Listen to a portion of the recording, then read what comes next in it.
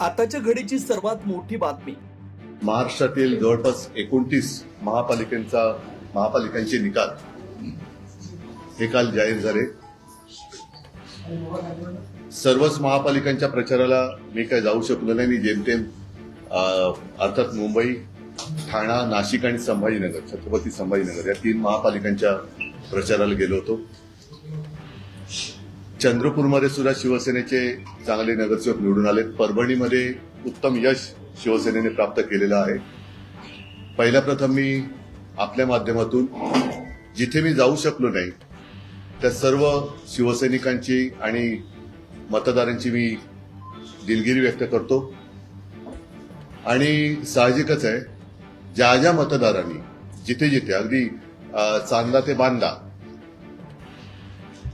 शिवसेना आणि शिवशक्ती म्हणजे शिवसेना, महाराष्ट्र नवनिर्माण सेना आणि राष्ट्रवादी यांच्या युतीला मतदान केलेलं आहे त्या सगळ्या मतदारांना आणि तिन्ही पक्षाच्या कार्यकर्त्यांना मनापासून धन्यवाद देतो आणि अभिनंदन पण करतो. या निवडणुका फार विचित्र किंवा अत्यंत घाणेरड्या पद्धतीने सत्ताधारी पक्षाकडनं लढवल्या गेल्या. जणू काही प्रत्येक निवडणूक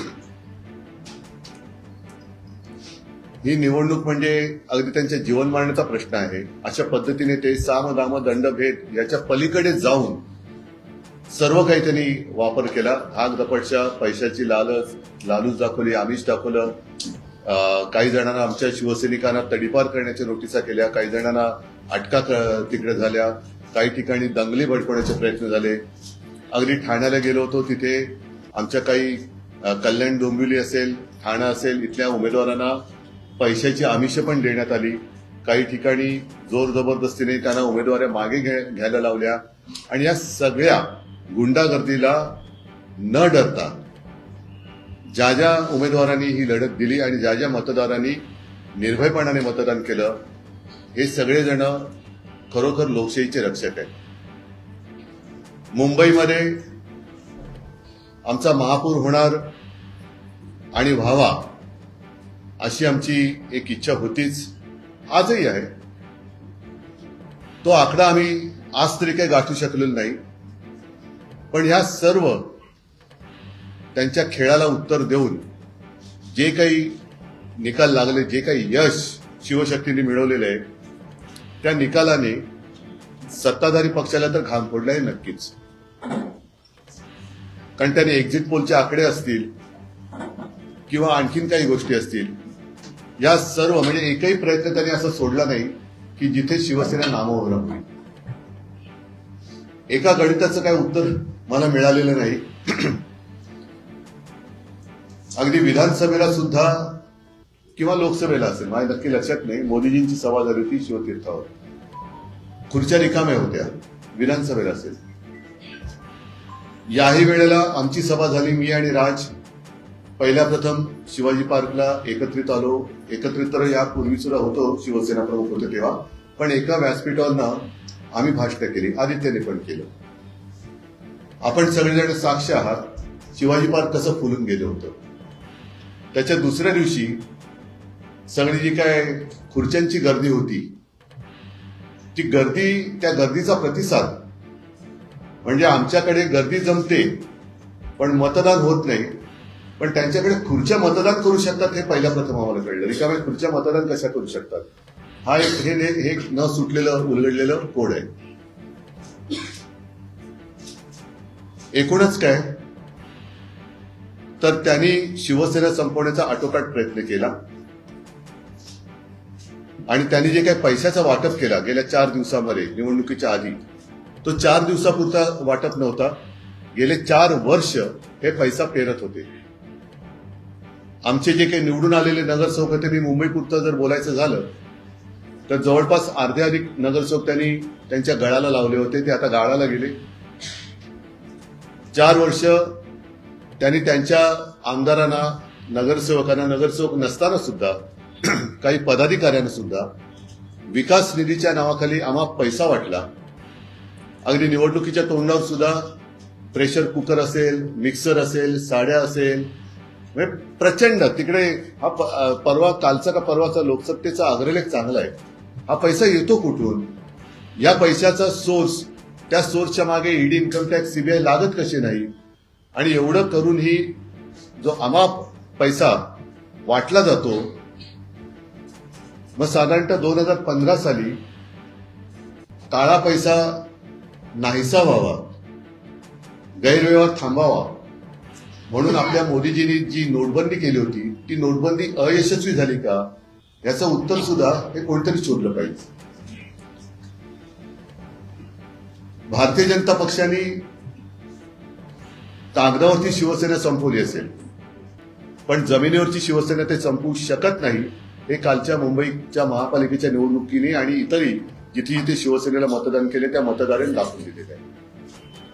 थोडक्यामध्ये शिवसेना कागदावर संपवली असेल पण जमिनीवरची संपू शकत नाही. आणि भारतीय जनता पक्ष हा पक्ष कागदावरती आहे पण जमिनीवरती नाहीये.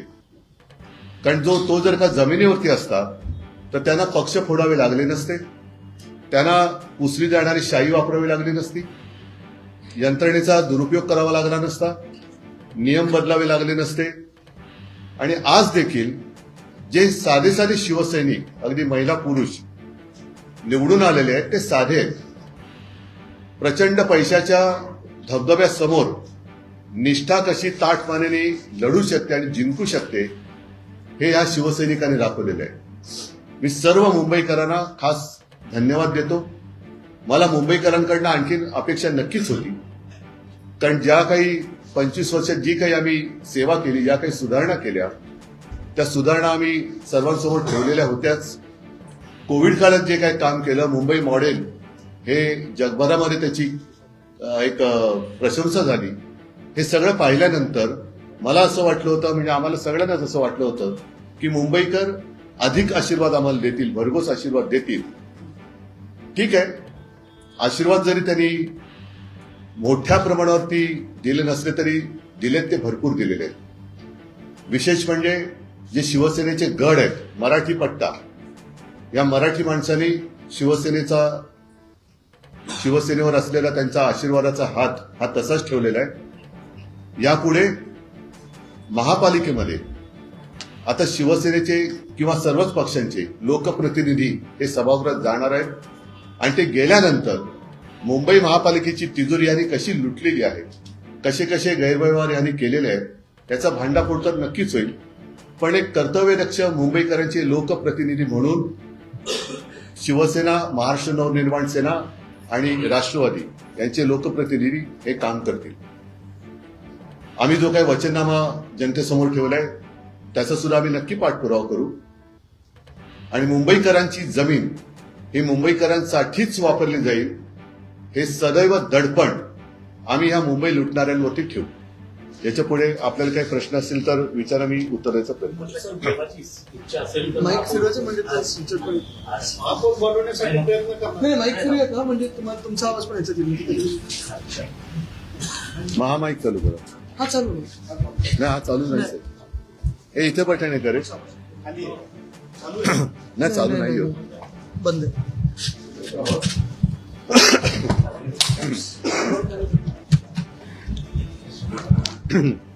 मगाशी तुम्ही नगरसेवकांशी बाहेर बोलताना बोलताय देवाची इच्छा असेल तर महापौर होईल. देवाचं म्हणजे देवाची, हा मेवाची नाही.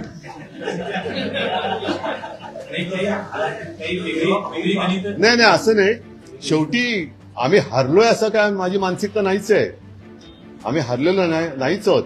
कारण ज्या पद्धतीने ही निवडणूक ते लढले त्याला तोडीस तोड उत्तर आम्ही दिलेले. थोडाफार फरक आहे, याचा अर्थ लगेच काही. आणि आता त्यांना टेन्शन आहे, कारण शेवटी एकदा फुटलेली, फोडून आणलेली माणसं ही टिकवण्याचं टेन्शन हे फोडणाऱ्याला जास्त असतं. मला नाहीये टेन्शन. बाळासाहेब ठाकरेंचं जन्मशताब्दी वर्ष आहे, हो. त्यामुळे आम्हाला 2.5 वर्ष महापौरपद देण्याच्या वर्षी तुम्हाला? शिंदेचे शिवसेनेचे नेते करताय. त्यांचा संबंध काय पण बाळासाहेबांशी? त्यांचा संबंधच नाही. उद्धवजी त्यांचे जे नगरसेवक आलेले त्यांनी ताज जे नगरसेवक निवडून आलेले आहेत, ते आता ताज हॉटेलला येथे काही दिवस ठेवणार आहेत. काय त्यांना त्यांना भाजपची भीती वाटते, कारण ते जाऊ दे आता जास्त काही न बोललेलं बरं, कारण ते एकदा फुटलेले लोक कधी फुटू शकतात, सगळ्यांच्या संपर्कात असू शकतात. काँग्रेस सोबत असतील तर तुमच्या इच्छा नगरसेवक त्यांचे आहेत 29 नगरसेवक. त्यातले आमचे किती फुडलेले आहेत? पण त्यांना भेट आहे का शिवसेनेला हॉटेलमध्ये त्यांनी ठेवलं असं वाटतं? आता ज्यांनी ठेवले त्यांना विचारा. काँग्रेस सोबत एक असतील तर मिनिट. तुमच्या इच्छेनुसार महापौर मुंबईत बसला असता. उद्धवजी, काँग्रेस सोबत असतील तर तुमच्या इच्छेनुसार आज मुंबईत महापौर असतात. हा जरा बंद करू. हा काय म्हणता? काँग्रेस सोबत असतील तुमच्या तर आज तुमच्या इच्छेनुसार मुंबईत महापौर या असतात. अशा प्रश्नाला काय म्हणतात माहितीये ना? आत्याबाईला मिशा असतातच. या उद्धवजी अशी म्हण आहे मराठीत. उद्धवजी, आतापर्यंत महापालिका इतिहासात शिवसेना भाजप युती असताना भाजप महापौर पदापर्यंत पहिल्यांदा पोहोचते. याआधी उपमहापौर पद त्यांनी भूषवलेलं आहे. तर पहिल्यांदा मुंबईचं महापौर पद भाजपला येते हे आता जवळपास स्पष्ट आहे. तर त्यावर तुमची प्रतिक्रिया काय की पहिल्यांदा मुंबईचा भाजपचा महापौर होतो आहे? बघा, एक सांगतो, आमचा महापौर होईल असा आत्ता आकडा दिसत जरी नसला तरी मी कुठेही किंवा शिवसैनिक कुठेही खचलेला नाहीये. त्यांच्या लेखी जरी आमचा तो पराजय असला तरी आमच्या पराजयाला सुद्धा तेज आहे आणि त्यांचा विजय हा डागाळलेला आहे. आणि ज्यांच्या सहकार्याने ते जर महापौर बनवत असतील तर ज्यांच्या आधारावर ते महापौर बनवणार आहेत त्यांना लाज वाटली पाहिजे की आपण काय केलेलं आहे. त्याच्यामुळे मला काही हा प्रश्न पडलेला नाहीये तो बसावा न बसावा, पण ज्यांची मदत घेऊन आणि म्हणे बाळासाहेबांचा विचार हा शिवसेनेचा महापौर बसवणे हा आहे आणि ती शिवसेना असली ही मी बघतोय. त्याच्यामुळे त्या लोकांनी, गद्दार लोकांनी विचार केला पाहिजे की आपण काय कोणतं पाप करतो आहोत आणि हे पाप केल्यानंतर मराठी माणूस त्यांना काय म्हणणार आहे हा विचार त्यांनी केला पाहिजे.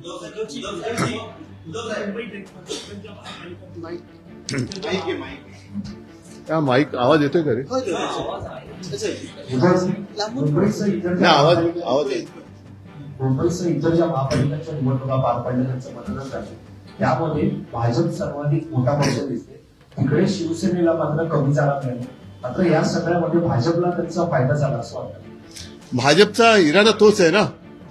त्यांनी मधल्या काळामध्ये म्हणून मी अनाकोंडा म्हणालो ना की त्यांनी 29% म्हणजे तोपर्यंत यांना सगळ्यांना वेटोळ्यात गुंडाळून टाकणार आहेत ते. आणि अंबरनाथमध्ये त्यांनी ते केलंच. जिथे गरज असेल त्या गरजेपुरतं ते वापरणार आणि फेकून नेणार. तोपर्यंत त्यांचा पक्ष आणि सगळं संपून टाकलेलं असेल.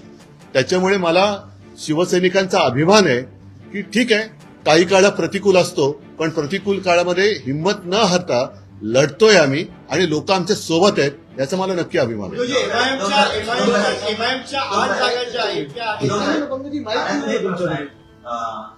उपमुख्यमंत्री शिंदे ज्या प्रभागामध्ये रहिवासी ते संविधानिक पद नाहीये. ज्या प्रभागामध्ये नाही, पण म्हणून कोण असं ते पहिलं नीट सांगा. ते संविधानिक पद नाहीये.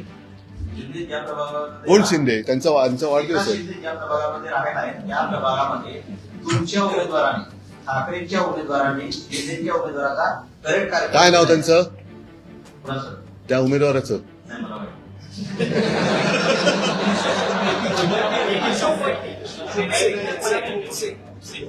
जोरात बोला ना. खुपसे म्हणजे दोन्ही अर्थाने आहे. खुपसे काही समजण्यासारखं आहे आणि खुपसे म्हणजे खुपसे. उद्धवजी, आकडेवारी, माझा आवाज आहे खरं, जी आकडेवारी आहे ठाकरे बंधूंची त्यात असं एक विश्लेषण केलं जात आहे की मनसेची शिवसेना पक्षाला जास्त मदत आहे तुमच्या पक्षाला आणि तुमचे नगरसेवक नाही, निवडून आले तुलनेत मनसेचे तितकं संख्याबळ निवडून आलेल्या नगरसेवकांचं दिसत नाही. आता हे शिवसेना भवनचा वॉर्ड हा आम्ही दिला ना, त्याने निवडून पण आला. त्याच्यामुळे असं काही नाहीये की त्यांची आम्हाला झाली आमची त्यांना नाही झाली असं काही नाहीये. दोन्हीकडे आता कार्यकर्त्यांमध्ये सुद्धा एक वाक्यता खूप छान, कारण मी आदित्य सगळेच आम्ही जे काय फिरलो त्या सगळीकडे शिवसेना आणि मनसे असा काही भेदभाव आम्हाला कुठेच दिसला नाही. छान एक डिलाने आम्ही लढलेलो आहोत. उद्धवजी पण जी काँग्रेस चर्चेत उद्धवजी, नव्हतं. पुढच्या झेडपीच्या निवडणुका येत आहेत. या झेडपीच्या निवडणुकांमध्ये सुद्धा मनसेसोबत तुमचं अलायन्स कायम राहील आणि येणाऱ्या पुढच्या निवडणुकांमध्ये सुद्धा? थांबा ना आधी कालचे आत्ताच माझे नगरसेवक जिंकून आले त्यांचे पेढे खातोय. काय आता बोलेन ना मी. काय हरकत आहे? हरकत काय? संयुक्त पत्रकार परिषद पुन्हा बघायला मिळते. कारण आज तुम्ही एक म्हणजे युतीत लढला. पण अरे एक गोष्ट तुमच्या लक्षात येत नाही. या आमची निकालाचं विश्लेषण करण्यासाठी संयुक्त पत्रकार परिषद झाली. नाही पण विश्लेषण तुम्ही लोक करतायत ना, तेच विश्लेषण आम्ही बघतोय. पण एकत्र आहोत, मी मागेच बोललो एकत्र आलो ते एकत्र राहण्यासाठी. होईल, सगळं होईल, सगळं होईल. नाही, पण उद्धवजी जी काँग्रेस संपूर्ण महापालिका त्याला काहीतरी जी काँग्रेस संपूर्ण महापालिका निवडणुकीत चर्चेतही नव्हती, त्याचे 28 नगरसेवक आले आहेत. चांगली गोष्ट. तर तुम्ही- एकत्रित लढले असते तर आणखी चित्र पण- वेगळं, म्हणजे महाविकास आघाडी आणि मनसे असे मिळून एकत्र लढले असते तर आणखी चित्र वेगळं असतं. ह्या प्रश्नाचं उत्तर मी थोडं वेगळ्याने देईन की जिथे जिथे भारतीय जनता पक्षाचे नगरसेवक निवडून आले तिथे त्यांच्या विरोधातल्या सगळ्यांची मतं जर का एकत्र केली तर ती खूप जास्त होते. बरं, दुसरी गोष्ट काय, गेल्या वेळेला आमचे 84 निवडून आलेले, भाजपचे 82 आले होते. त्यांनी शहासेना केली, आमचे काही गद्दार फोडले, तरी सुद्धा त्यांचे 82चे 89 झाले. आमचे अर्धे अधिक फोडले होते तरी सुद्धा 54 फोडले होते तरी सुद्धा आमचे 65-66 निवडून आले. ही शिवसेनेची ताकद आहे. आणि त्यांनी ज्या क्षणी, आता बघूया या 21 का 22 जानेवारीला सुप्रीम कोर्टात सुनावणी आहे. पुढची तारीख कधी जून जुलैची, ऑगस्टची मिळते, डिसेंबर जानेवारी फेब्रुवारी मार्च एप्रिल मेची 2028 29 30 सालची कधी मिळते ती बघू आपण. पण तो जर का निकाल संविधानाप्रमाणे लागला आणि त्यांचं नाव चिन्ह गेलं तर त्यांना मग त्यांचा उपयोग काय राहिला? उपयोग शून्य होईल. त्यांचा जन्मच किंवा ती फोडाफोडी शहासेनेची एवढ्यासाठी झाली की शिवसेनेच्या मतदारांमध्ये गोंधळ निर्माण करणं. कारण ती जर का शिवसेना एक असती तर भाजपने किती, म्हणजे आता जसं आकाश पातळ एक केलं तसं आकाश पातळ इतर ग्रह जरी एक केले असते तरी भाजप काय वाढू शकलं नसतं. आणि भाजप वाढलेलंच नाहीये, त्यांनी सगळे बाहेरची लोक मांडीवर घेतलेत. उद्धवजी, 8 एमआयएमचे उमेदवार जे निवडून नगरसेवक झालेले आहेत. शिवडीसारख्या भागामध्ये समाजवादी पक्षाचा उमेदवार निवडून आले आहेत. काय कारण आहेत एमआयएमचे उमेदवार एवढ्या मोठ्या संख्येने निवडून आले? त्यांना इतरांपेक्षा जास्त मतं पडली. पण काय राजकीय गणित काय ठीक आहे, पुढे. उद्धवजी, राजकीय गणित काय आहे की मुंबईत 8 एमआयएमचे अरे नगरसेवक? पण मी कसं सांगू ते? भाजपने जो हिंदुत्वाचा मुद्दा घेतला होता त्यानंतर सोडला आता? त्याचा फायदा झाला असं वाटतंय का एकूणच या नाही, निवडणुकीत? भाजपने मतं तिकडे गेली असं वाटतं का? भाजपने हिंदुत्वाचा मुद्दा कधीच घेतला नाही. ते त्यांचं निवडणुकीचं ढोंग आहे. त्याच्यामुळे हे ढोंग आता हिंदूंना पण कळायला लागलेलं आहे. नाही, आवाज इथून येत नाही.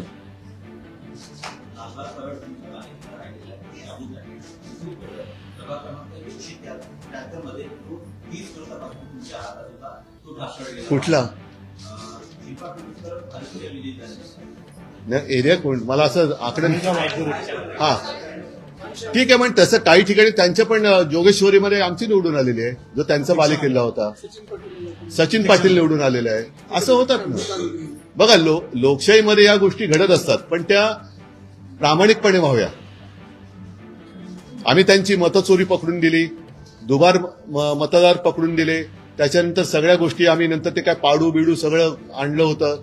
ह्या सगळ्या गोष्टी मुंबईमध्ये आम्ही जागरूकतेने होऊ न दिल्यामुळे त्यांना एवढ्या मोठ्या प्रमाणावरती चोरीमारी करताना आले. पण तरी सुद्धा अगदी झालीच नाही असं मी नाही म्हणणार. थोड्या दिवसात त्याची पण माहिती आम्हाला मिळेल. उद्धवजी, आपल्या सगळ्यांचं अभिनंदन. आपण मुंबईचा विचार करू, ज्या आक्रमण होते बेळगावमध्ये पण झाले, दादरमध्ये पण होत आहे, पण असा विचार करून आपण एकत्र आलो. आता या काळामध्ये जे खूप असं विचारपूर्वक बोललं की आम्ही शिवसेनेला बाजूला काढलं. मराठी माणूस म्हटल्यावर आपल्या दादरमध्ये पण ते आल्यानंतर आम्हाला वाटतं की आधार होते बाळासाहेबांचे. तर आता हा विचार करून आपापसात भांडण्यापेक्षा समजा जे नगरसेवक गेले ते जर परत आले तर मग शिवसेनेला महापौर होऊ शकतो असा विचार केला जाईल. तुमच्या संपर्कात असतील तर घेऊन या.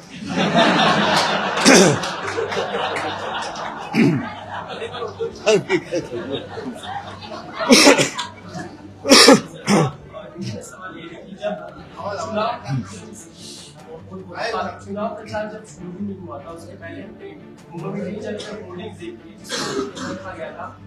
जब चुनाव प्रचार शुरू हुआ था तो उसके पहले मुंबई में कई जगह होर्डिंग्स लगी थी, अब नहीं तो कभी नहीं, यही वक्त है मुंबई को बचाने का, मराठी को साथ आने का। क्या वो वजह आप देखते हैं कि इतना प्रचार होने के बाद भी मुंबई का जो आप चाहते थे कि वहां पर आपकी पार्टी का वो होने वाली स्थिति भी है? फिर सवाल ये प्रचार आपने किया उसकी वजह से उसके बाद भी आपको जो संख्या नहीं, लेकिन इसीलिए मैंने कहा ना कि मुझे तो अपेक्षा थी कि जो भी काम हमने पिछले 25 साल में किया, खास कर कोविड के समय में किया, तो मुंबई के मतदाता हमारे साथ रहेंगे और वो रहे भी, बिल्कुल नहीं रहे ऐसे नहीं बात हुई है। और खास कर मराठी इलाका जो है वहां के सारे मराठी जो जनता है वो हमारे साथ है ही, और साथ ही साथ कोई नॉन महाराष्ट्रियन भी है, अन्य धार्मिक भी है, वो भी हमारे साथ है।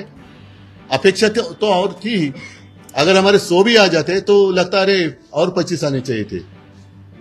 तो ये तो हमेशा रहेगी और रहनी चाहिए, इसलिए तो काम करना पड़ता है। लेकिन एक बात और चली, उत्तर भारतीयों को खासकर भी कहा गया अगर बटोगे तो भी पिटोगे और नहीं बटोगे तो भी पिटोगे, इसका नुकसान हुआ कहीं ना कहीं लोगों के मन में। ये जहर फैलाने वाले हैं कौन? और यही तो मेरा सवाल था कि नहीं, ये क्या कहा था आपने, बटेंगे तो पिटोगे, तो ये जहरीला प्रचार किया किसने? नहीं, फिर अगर मैं ऐसी बात कहूं, हम ट्रैक बदली हो जाएगा। मॉब लिंचिंग वगैरह करने वाले जो लोग हैं, वैसे तो कभी कुछ हुआ नहीं ना, और हमने तो कोविड के समय में ना मैंने कभी किसी की भाषा देखी थी, ना कभी मैंने किसी का मजहब पूछा था। मैंने तो मेरा कर्तव्य निभाया था और हमने हमेशा निभाया। जो भी कोस्टल रोड किया है या पानी की समस्या है, हर घर में जाता है, पानी भी जाता है, हर कोई वहां से जाता है। हाँ, अंकित आए ना, हमारे कुछ लोग अन्य, जैसे आदित्य कह रहा है कि उत्तर भारतीयों ने भी हमें वोट तो किया ना। भाजपचा महापौर होणार आता जवळजवळ सिद्ध झालेले आहे, पण आता मुंबईची चावी आता दिल्लीकरांच्या हातात आला, हे रोखण्यासाठी आपलं काय पावलं असेल? त्याच्यासाठी तो आम्ही सांगत होतो ना ओरडून, त्याच्यासाठी तो आम्ही सांगत होतो की अफगाणिस्तान होऊ देऊ नका। आणि साहजिकच आहे की महापालिकेच्या निवडणुकीत आम्ही काही कमजोर नाही आहोत, आमची संख्या पण भरपूर आहे आणि रस्त्यावरती तर आम्ही आहोतच। देवेंद्र फडणवीसांनी आता संभाजीनगर विजय मला उद्धव ठाकरेंच्या शुभेच्छा आलेल्या नाही, अपेक्षा आहे का तुमच्या?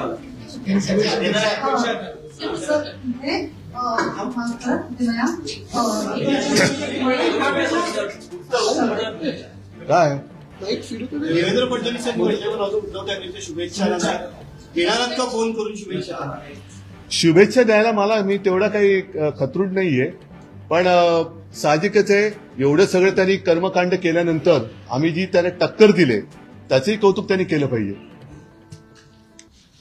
सर, एक प्रश्न असा विचारायचा आहे, ह्यावेळेला राज्य निवडणूक आयोगाकडे ज्या कंप्लेंट्स केल्या गेल्या त्यापैकी एक कंप्लेंट जी नवीन होती ती म्हणजे शाईबद्दलची, इनडेलिबल लिंक। आता त्या संदर्भात राज्य निवडणूक आयोगाने सांगितलं की ज्यांनी हे पुसण्याचा प्रयत्न केला त्यांच्या विरुद्ध आम्ही नाही, अशा निवडणूक आयुक्ताबद्दल विरुद्ध जनता ऍक्शन घेईल। त्यांनी लोकांच्या भावनेशी खेळ करू नये, ते म्हणजे कोणी ब्रह्मदेवाचा बाप नाहीयेत, त्यांनी लोकशाहीचा अपमान करू नये।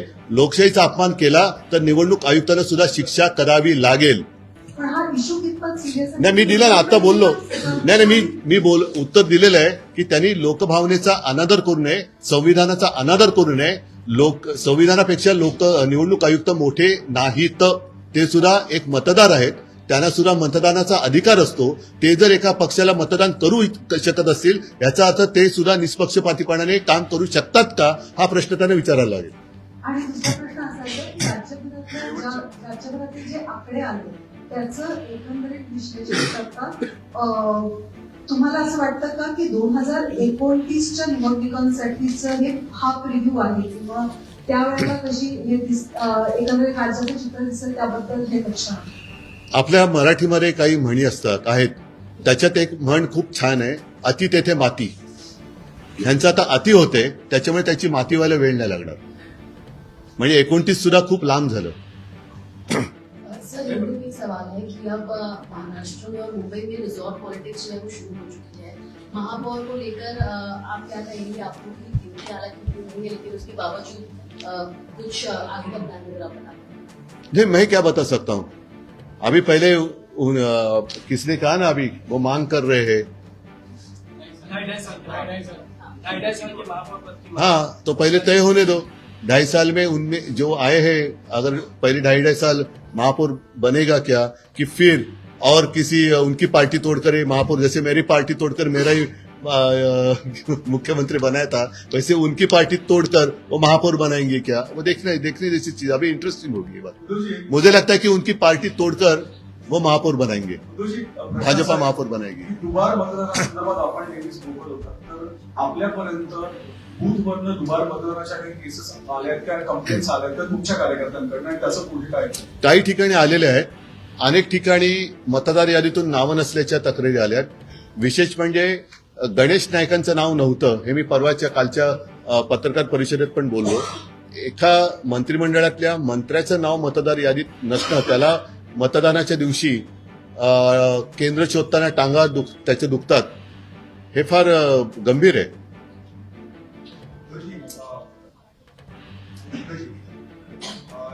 मुंबईमध्ये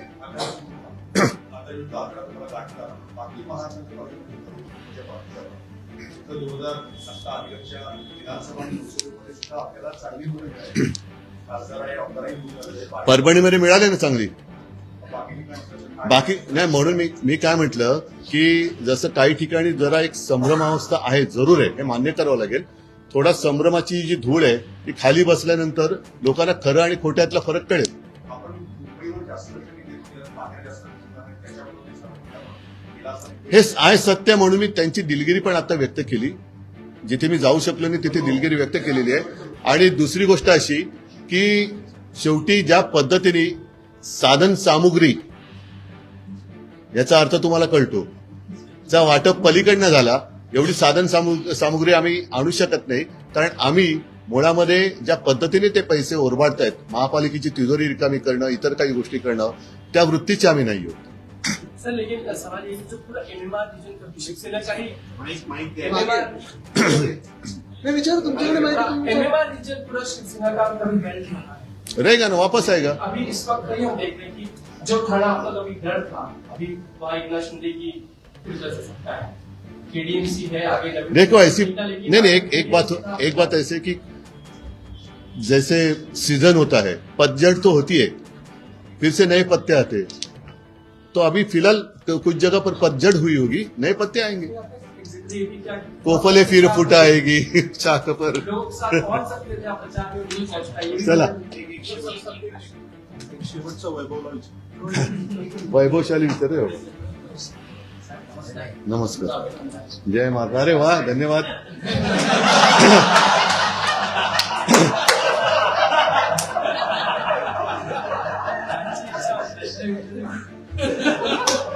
नाही विचारलं तरी चालेल। मी आता धन्यवाद दिले त्याला, साजेचा प्रश्न विचार। प्रश्न ईव्हीएम वर होता। लोकसभाच्या नंतर त्या ठिकाणी ईव्हीएम वर संशय घेण्यात आला, विधानसभेनंतर तर ईव्हीएम मतदानावर आक्षेप होता। आता महापालिकेत ज्या पद्धतीने तुम्हाला मान्यता मिळाली, आता ईव्हीएम बद्दल तुमचं काय? बघा, एका रात्रीत मत काय बदलू शकत नाही, म्हणजे तसं एका रात्रीत मत बदलायचं असेल तर ईव्हीएम वर आत्ता ह्या सगळ्या गोष्टीचा आम्ही आढावा घ्यायला लागलेलो आहोत। काही ठिकाणी अनपेक्षित निकाल हे नक्कीच लागलेले आहेत।